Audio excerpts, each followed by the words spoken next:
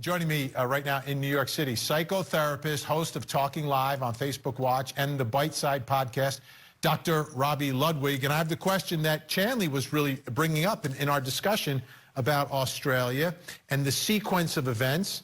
Can trauma cause you to not remember when you were sexually assaulted versus when your husband's finger was severed? Two big events that took place in Australia. And from her testimony, some point during the course of 3 days, but she cannot remember which happened first. Does that sound consistent with what could happen during a traumatic event like that? Absolutely. It's not uncommon for those who have experienced trauma to not have access to the accuracy of the memory. They may see certain pieces of the event. They have an emotional feeling. In some cases, it can create amnesia, where the actual trauma doesn't surface until the psyche is strong enough to remember the incident that happened.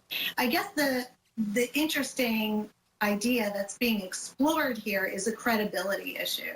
So are we seeing Amber struggling with this testimony because of true trauma, or are we seeing her struggle because it's something that she constructed or embellished? And as a woman, nobody wants to accuse another woman who's been victimized as falsifying a statement. We know it does happen. We certainly want everyone who has been victimized to feel comfortable coming forth.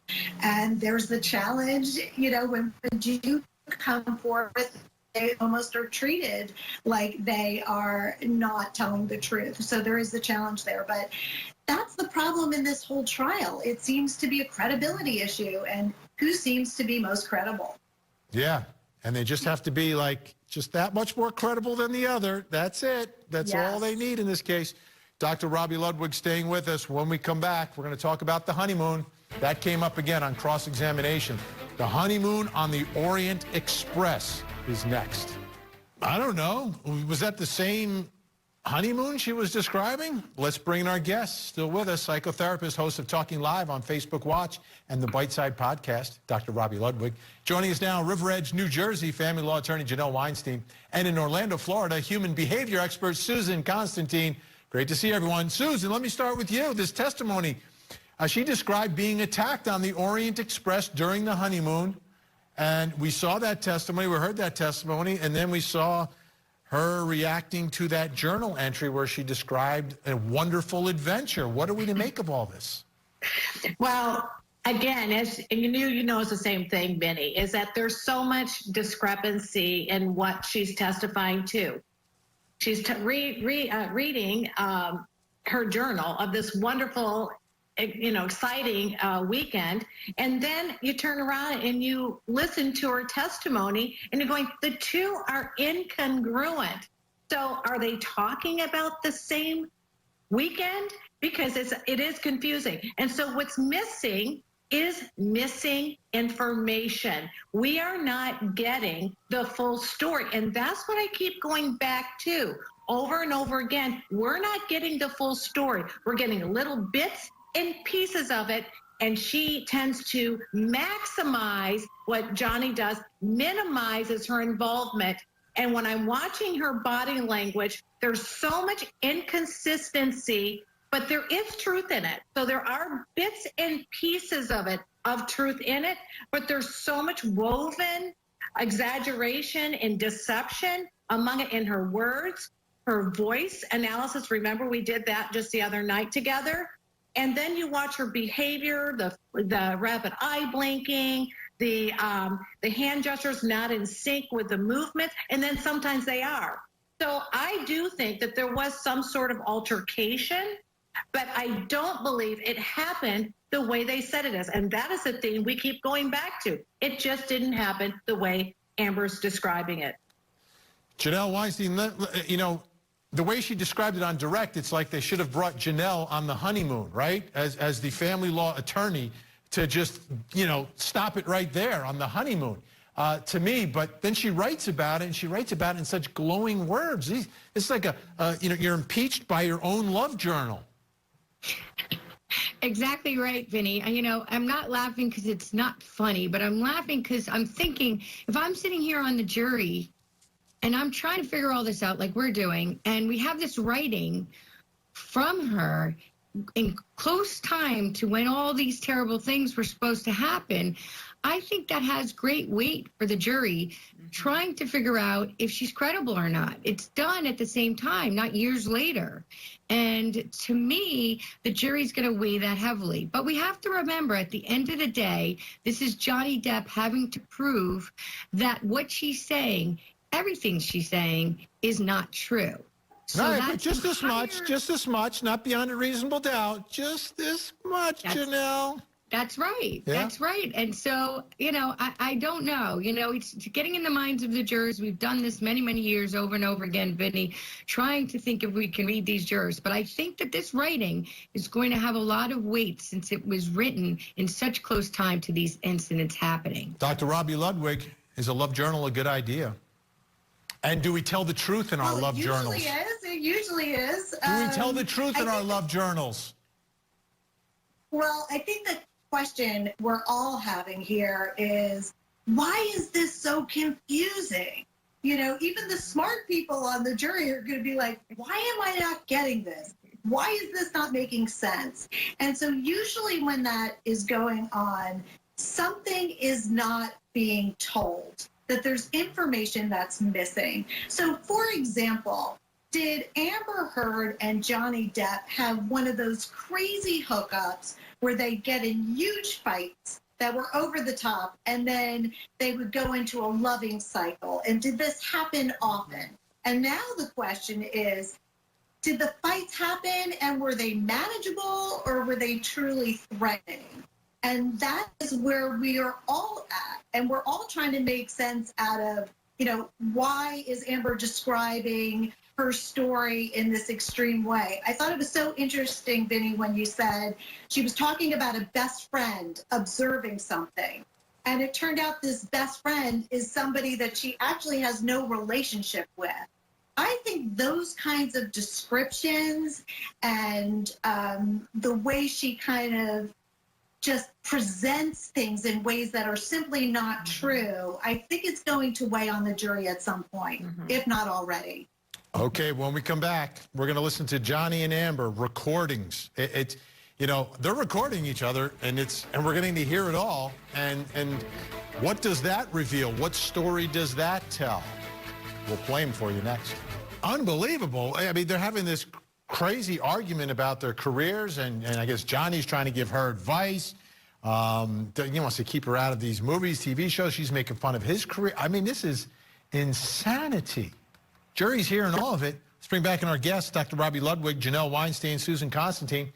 Susan, what we hear in these recordings, especially this one, which is where they're kind of like going after each other's career choices and what they've done, completely different people. Completely different behavior than what we're seeing inside the courtroom. Yeah, and I think that they kind of feed, you know, on each other's emotions. And it's just, you know, it's a very toxic relationship, obviously. And they just kind of keep biting at each other, biting. And then it starts to escalate, right? But who's the one that's mainly talking? So, and when I'm listening to that, in all the recordings, I hear Amber's voice always louder, more controlling, and more dominating, more sensationalized than Johnny. I think what she does is she's not getting the emotion that she wants out of him, so she escalates it, and then she hypens it to get him to show or to express something back to her. I think it's a pathological issue. I think there's a psychological issue behind this. And so I think that's the root of what we're looking at with Amber Heard. I want to play another recording. This is Johnny Depp, Amber Heard. They're in his car or in one of their cars. He's getting ready to leave to go to the man cave. She doesn't want him to leave. Take a listen. Then let's not do this anymore, because I'm really getting frustrated. And I'm really sick of this argument. Stop. I'm sorry. Okay, so let me go, and you go, and I'll speak to you in a couple hours. Okay? Okay? Stop. Why are you saying stop? May I go? Please, it causes me so much stress when you leave, when you walk away from me with that. It's like you don't understand how much worse you're making this. I can't believe this. Please, you're making it worse for me. Okay, I'm sorry for you.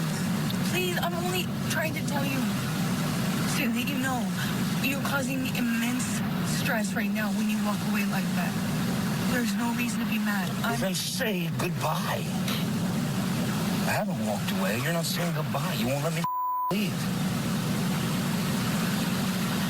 Let me leave. Stop rushing me! Stop pushing me in the corners and poking me with a stick and then saying, why are you saying the words you want me to say? Stop poking me! Stop rushing me! Stop throwing me against the wall and going, what? You don't like that wall? You don't like the wall? Stop pushing me! Remember, I'm not pushing you. I'm not rushing you. I said, I need space. I don't want this conversation anymore right now. I need space. And I will take my space, whether you like it or not. Janelle Weinstein, this is a theme for Johnny Depp and his team, that he's always trying to get away, trying to avoid conflict. And here we hear her not letting him go. Mm-hmm. Yeah, again, Vinny, here we have evidence in real time of what's going on that the jury's listening to. And the hope is on redirect, when Amber Heard's attorney had the chance to rehabilitate her and really get an idea of, put the pieces together. I don't think that happened. And I think the jury's looking for that. They want to clarification. The job of Johnny Depp, attorney on cross-examination, obviously isn't to fill those gaps. It's Amber Heard's attorney. And that's the important part, that redirect. And we didn't see that today. Did we not see it because there's nothing to connect? That really what she's saying is not true? Or is it, some other reason, the lack of the ability to get that testimony from her? But it's really interesting to have so much evidence in real time, or close to the time, that the jury's hearing out of the party's mouth, not from other people, not 3 years later. It's very compelling, and it will be very interesting to see how the jury looks at this. Yeah, Dr. Robi Ludwig, this is not classic wife-beater dynamic that we are listening to. Unless I'm mistaken, do men who abuse women, do they leave the situation? Do they go away? Do they walk away? Is that the way it goes down, and I'm just mistaken here? Well, what we just heard is a very different dynamic than what Amber Heard is presenting, how she was a victim in a very classic way, physically and emotionally, and she couldn't control Johnny Depp from hurting her. And then we hear on the tape, he is asking her, let's de-escalate what's going on. I need to leave. Let's regroup when we can both be more centered about it. That is not somebody classically who is an abuser. Somebody who's an abuser, they don't really have the wherewithal to tolerate emotions and to walk away, which is part of the problem. So again, a real head scratcher and very confusing. It doesn't mean abuse didn't happen, but this dynamic is very different than what Amber is presenting and has presented. Susan, I'm going to hit you with something out of left field. And Yep. I've noticed it throughout that Amber Heard, a lot of cross-examination, kept taking a sip. Is there any significance to when you grab it, when you grab the beverage? Is it a crutch? Or is it just you're thirsty? You're testifying. You gotta wet your palate. Well, there's a couple things that go on. One was that fear, right? Fear of flight, when they start to feel like they're under a lot of anxiety, they feel fearful, they'll go ahead, they'll grab the water and drink it. It's also a pacifier. So it's a grooming gesture. Let me attach my fingers to do something else to pass time away, to soothe the stress and the anxiety that I'm feeling. But I think you picked out a really good point, Vinny, and that is, when does she pick up the bottle and when does she not? So that's a really good one. It's also really good to watch the jury when they put the pen to the paper and when they do it, who it is. That's how I look for jurors to see what they're actually thinking. Absolutely. What a great job tonight, Dr. Robi Ludwig, Janelle Weinstein, Susan Constantine.